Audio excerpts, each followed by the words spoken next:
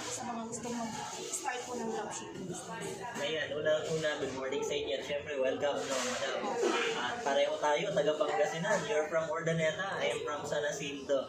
And syempre, sa lahat ng mga first-timer at yung mga nag-iisip na mag-start ng kanilang JC Dropshipping business, simulan nyo kagad ng mabilis. Kasi tandaan po ninyo, napakaganda ng opportunity, lalong-lalo na itong company to para, di ba, gumanda yung pamumuhay natin. Gaya ng nangyari sa akin, madam, di ba? Alam naman natin, hindi madali ang buhay sa Pangasinan, di ba? Pero alam mo, nakakatuwa itong business na to kasi, di ba, sa maliit na kapital, pwede kang yumaman, pwede kang umasenso. So, ito, ang advice ko sa lahat ng mga nag-iisip na magsimula ng kanilang negosyo, ito yung i-consider nyo, ito yung gawin nyo.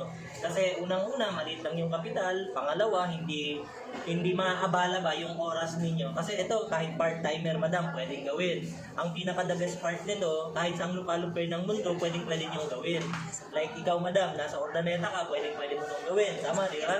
Kahit na nasa probinsya kayo, Luzon, Visayas, Mindanao, pwede nyo itong gawin. Kahit na nasa abroad pa sila, pwede na ditong isakay. So, yun yung maganda rito. Tapos, ang pinakamaganda, walang qualification. So, kahit sino pwede.